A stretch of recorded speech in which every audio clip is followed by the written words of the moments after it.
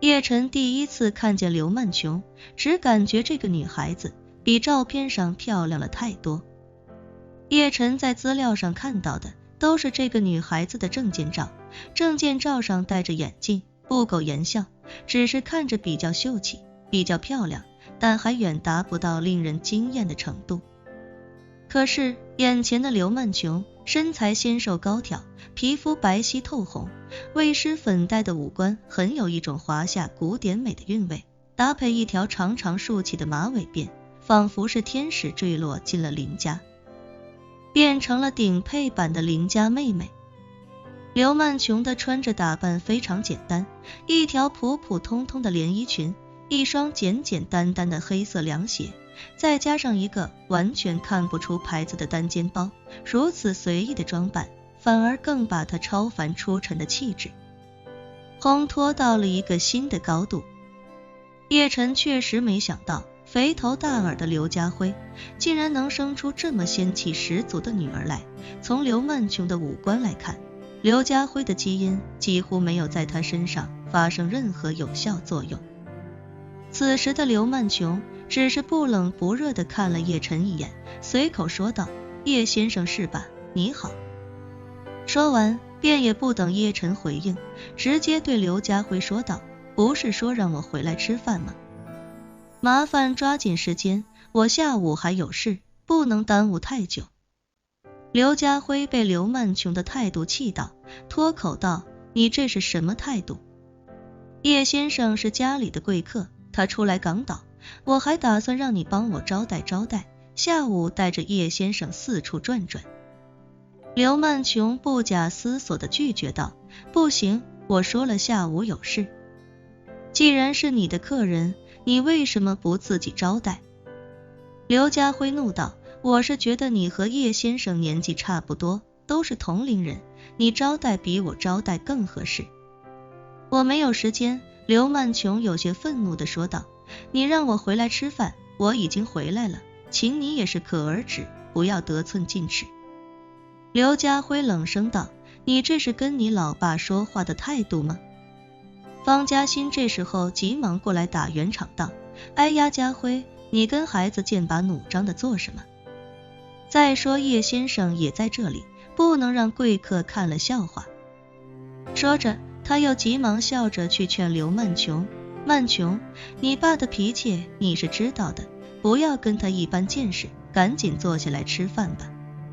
刘曼琼不屑地看了方嘉欣一眼，冷淡地说道：“不需要你在这里装好人。”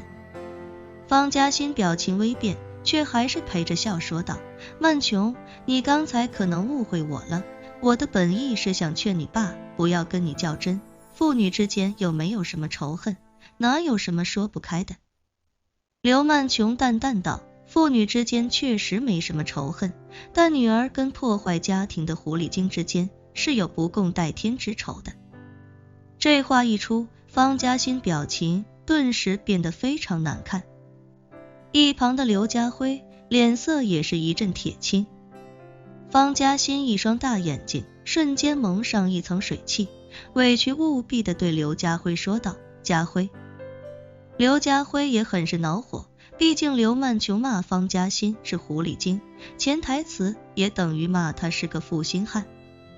于是恼羞成怒的刘家辉立刻对刘曼琼喝道：“跟你小妈道歉，立刻，马上。”刘曼琼表情冷酷地说道：“不好意思，你和他都是间接害死我妈的凶手，我永远都不会向你们两个道歉。”你……刘家辉顿时气急，指着刘曼琼，一时间说不出话来。而刘曼琼这辈子最恨的人就是方嘉欣。他从刚刚记事的时候就记得母亲每天都在家中以泪洗面，而父亲也几乎很少回家。那时候母亲就告诉过他，父亲在外面被狐狸精勾走了魂，所以才对他们母女二人不管不顾。而他母亲口中的狐狸精，便是刘家辉金屋藏娇的方嘉欣。那时候他妈妈的肚子里还怀着他的妹妹，也正是因为怀着妹妹，所以忽略了常规体检，没能在癌症出发的阶段及时发现，及时干预， 10月怀胎，妈妈生下妹妹之后，又亲自喂了半年母乳。那段时间，妈妈为了保证母乳健康，就算感冒了也不愿吃哪怕一粒药丸，所以病情就更被一直耽误了下去。等母亲察觉到身体不适去医院的时候，医生告知她已是癌症晚期。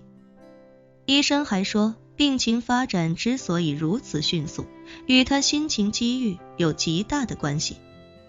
正因为如此，刘曼琼一直无法原谅父亲刘家辉，更无法原谅眼前的方嘉欣。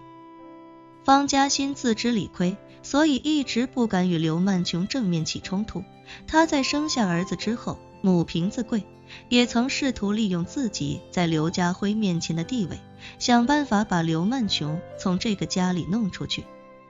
但是几次试探之后，他发现刘家辉虽然表面上从不向刘曼琼承认当年的错误，但心里一直觉得非常亏欠这个女儿，所以刘家辉才对刘曼琼百般包容忍让。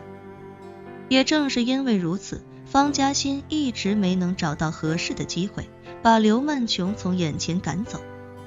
于是这各怀心思的3个人陷入了一种诡异的僵持局面。叶晨这时候便打起圆场，开口对刘家辉说道：刘先生，你们的家务事我一个外人也插不上嘴，要不这样，我先走，咱们有时间再聊。刘家辉一听这话，连忙换了一张脸，笑着说道：哎呀，叶先生，真对不起，是我教子无方，让你看笑话了。说罢，他便又对刘曼琼说道：今天叶先生在，我们不能让叶先生看笑话，我对你也没别的要求，中午一起好好吃顿饭，下午你帮我陪叶先生到处转转，明天开始我就不再占用你的时间了，你看如何？刘曼琼立刻追问道：你答应我的那5000万善款怎么说？刘家辉大手一挥，豪气地说道：只要你帮我照顾好叶先生，那笔善款我明天就兑现。好，刘曼琼不假思索地答应下来，道：我答应你。叶晨一听这话，微微笑道：既然你们2位都说好了，那咱们还是坐下来边吃边聊吧。刘家辉笑呵呵地说道：对对对，边吃边聊，边吃边聊。4人在饭桌前坐下，佣人立刻端上来许多琳琅满目的餐点。这些饭菜几乎都是经典粤菜，每一道都极其考究。